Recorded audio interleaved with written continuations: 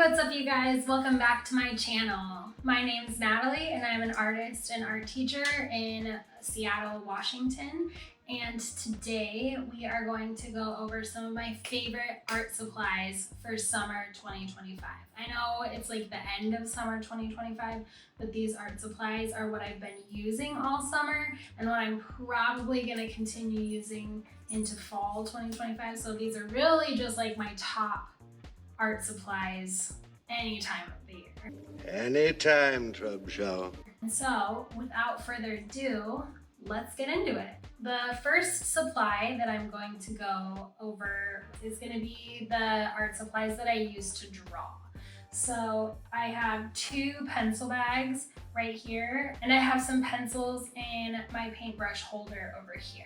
This is a pencil that I use to sketch. This is just your regular drawing pencil. It's a Staedtler HB. I have a whole pack of them. This one is missing the eraser because I've used it so much. So I have another eraser here, just a regular white eraser. I also have a kneaded eraser in my pencil pouch over here. These two pencil pouches have different things in them. So the gray one is the pencil pouch that I take with me when I'm sketching in the park or whatever it is that I'm working on. This pencil bag has the majority of this is what I use. This is the meat and potatoes of it. This green pencil pouch that I have here has other art supplies that I love and use a lot, but don't necessarily take with me when I'm making art outside of my studio. So in this pencil pouch, I have these colored fine liners. There's all different colors of them. There's some Sharpies in here. There are micron fine liners. These micron fine liners are old micron fine liners, and I have newer ones with better tips on them that I use, but I keep them around because they can give an interesting texture or things like that. And it's like a brush pen, those types of things in this pack. So it's mostly these colored fine liners, and I have them in a bunch of different colors. There's also a blending stump in here. This blending stump is so old. I think I've had this since high school, and it's like taped together and peeled to pieces. So I've used it a lot. In my go-to pencil case, I have, besides the pencil and the eraser, I also have a pencil sharpener. I have some Sharpie S-Note markers. These Sharpie S-Note markers I use all the time. I'll pop up some art on the screen or some B-roll images, whatever it is that we have and combined, to show you that these, I use them a lot. They're so fun because they're like kind of transparent, so they layer really well and they're juicy, so it just looks really cool. I just really like the way that looks, so I use them a lot. I have some other markers in here that I got on our trip to Japan in October. So the three that look similar are head markers. They're dual tipped, a chisel tip and a bullet nib. And then I have a midliner brush pen, which it's double tipped as well. It's a brush pen and a super fine tip. I tend to just use the brush pen tip on that one. I have another brush pen. This is also from our Japan trip in October. So I use that a lot. I do a lot of calligraphy with that pen. And then I just have some regular gel pens, and this is like a little Sharpie pen that I just use for taking notes, doing line work, drawings. And my good microns, my new microns are in this bag. So I do have my fine liners in here as well. And last but not least in this bag are my Papermate Pentel Flare brushes, which I also use for line work and drawing in my sketchbook. So I'll show you some artwork that I made with my Papermate Flare pens as well. The next art supply that I'm gonna go over is my paints. So I do a lot of watercolor painting, and recently I started to get into gouache. So I have a lot of watercolor paint and I have some gouache paints. So these tins right here are watercolor and gouache paints. This first tin is my gouache. So the gouache is like watercolor and acrylic paints had a baby. I don't know how else to describe it. They're more opaque than watercolors. They layer really well, and they're just like, they're like watercolor, but not watercolor, but they're not acrylic paints either. They're right in between. And I've really had a lot of fun figuring out how to use these. I'm doing a whole series using just gouache, where I'm doing 30 different paintings based on photographs that I took in the Pacific Northwest. So photographs from my time spent in Washington, Idaho, and some Oregon pictures. So that's gonna be its own video in the future. I'll talk about my experience with gouache, what it's like learning how to use gouache, and then show you also all of the artwork that I make through that project. So look forward for that. That's the gouache. These are watercolor paints. These are all watercolor paints from Artistic Isle. I've worked with her for years. I've been using her paint for a very long time, and it's really good. It's high quality. There are opaque colors, there are granulating colors, there are metallic colors. Like, she has like any kind of watercolor that you want, she has. She's amazing. So definitely look her up. Her information will be in the description box down below, because I just can't speak highly of her enough. Her paints are wonderful. So if you're in the market for handmade watercolor paints, this is not sponsored, but you can definitely check her out for high quality stuff. So with that being said, I have 2 different tins full of watercolor paints from Artistic Isle. This first one is a smaller tin. It has a lot of paints in it that I use pretty regularly. So you can see, like, I'm starting to run out of this white down here. A lot of these are very well loved paints. And then in my big tin here, I have, it's like full of watercolors. I might be addicted to watercolors, but it's not a problem, okay? I can stop anytime. These also are very well loved paints, and I've used them a lot. This is just full of all the beautiful paints. So you can just see how vibrant and rich her paints are. And then I have a swatch card here so you even can see, like, the paint actually looks like how it does in the pan. It's beautiful. So those are my watercolor paints. Now, let's move on to paper. What paper do I use? So this is the sketchbook that I primarily use. This is a Royal Talons art creation sketchbook. I'm sure you have seen this all over the internet and YouTube. It's everywhere. A lot of different artists that I follow use this brand of sketchbook.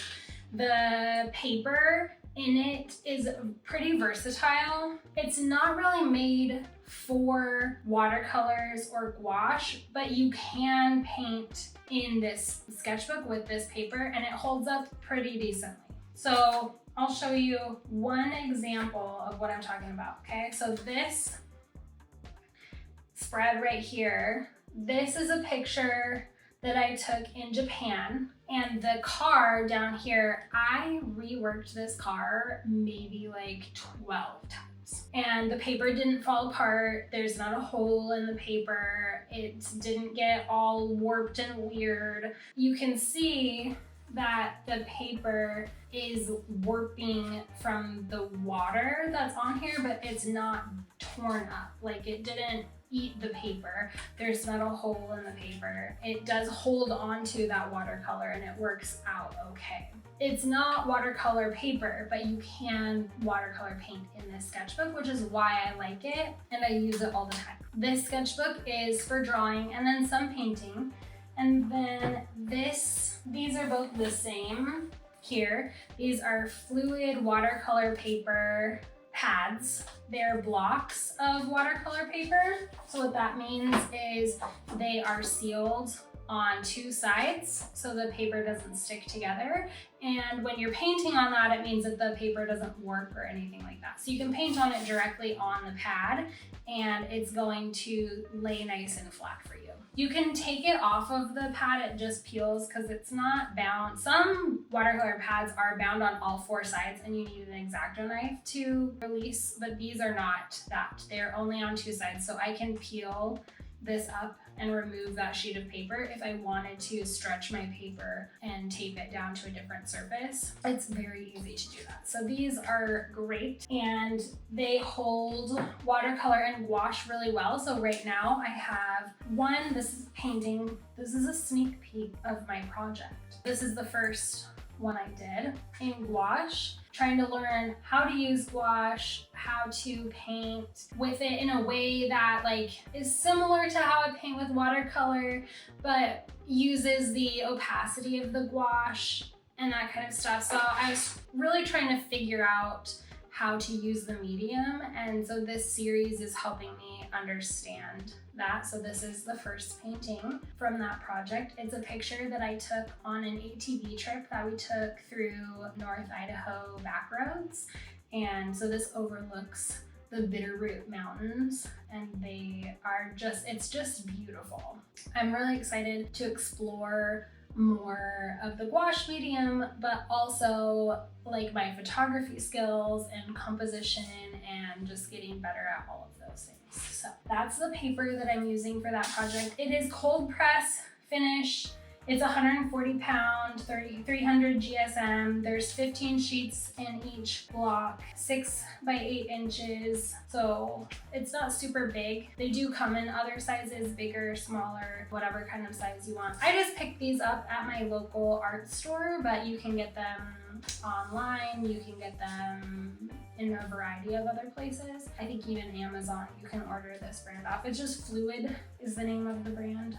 This is good paper, and I do recommend it. I also have some other sketchbooks back here. This one, I have almost filled this sketchbook up. It is an Arctica sketchbook. It's an 8 inches by 8 inch square, and the paper in here is pretty thick.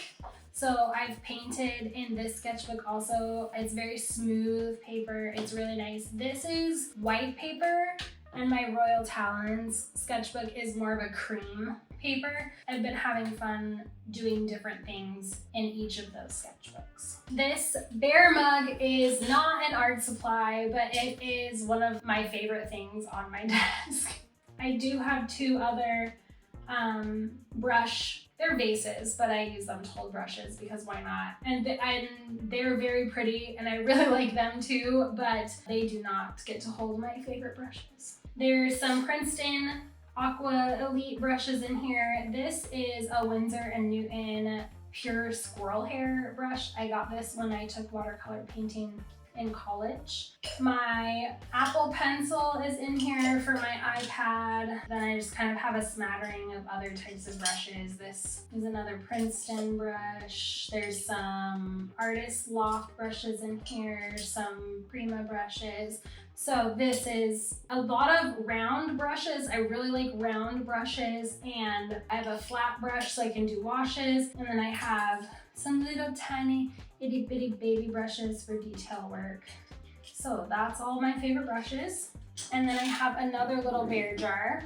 This one had huckleberry cream honey in it. And once the huckleberry honey was gone, I rinsed out the jar really well, and now I use it to hold my paint water because it is also a bear. Behind the rest of my stuff on my desk is this stack of drawers, and it is full of Tombow dual brush pen markers. I use those a lot to make different artworks and different things. Those Tombow brush pens are great for drawing, and they're also great for calligraphy and any kind of writing, like fancy writing you would have to do. I think that's everything. If I missed anything, I will update you, but that's all of the stuff that I use every day, or every week, I guess, on different days of the week. I am just really having a blast using all of my art supplies now that we're settled in the Seattle area after our move. That's all of the art supplies that I use to create my art. It has changed over the years. I'm sure it will continue to change and evolve as my interests change, as I discover new things, as I create more paintings and do more art, but this is the bulk of what I use. It's just been really fun to see the work that has come out of me since we've been back in the Pacific Northwest. I am gonna be using the gouache more, like I said earlier in the video, to create that project of doing 30 different paintings. I wanted to do that project because I wanted to increase my gouache skills. And so in that video that's coming out in the future, I'm gonna go into more detail about like the importance of creating a series of work, the importance of experimenting with new materials. But for right now, I just really want to like hype up that series because I'm so excited about it. So that's something that I'm really passionate about and will be working on for the next few weeks to get that put together and learn more about gouache, like how it works and how to manipulate it on the page. I've done a ton of watercolor work, so I have years and years and years of knowledge of how watercolor works and how watercolor builds and flows on the paper. So I'm excited to do that with a new medium, and to have my other art supplies help me to create like mixed media, or to flesh out a thought before I paint it, to sketch, to ideate, to come up with, you know, crazy things that I might not have thought of. Because what you really want to do is create a quantity of work, not a quality of work. Your quality is going to come through the quantity, so the more you make, the better you'll get. And that's really what I'm trying to do here. In the comments down below, please tell me what your favorite art supplies are. If you use any of the same stuff that I do, if you try any of the same art supplies that I have, I want to hear from you down in the comments. So let me know. Leave a comment with your favorite art supplies and comment a bear emoji if you made it this far. And I will see you guys in the next video.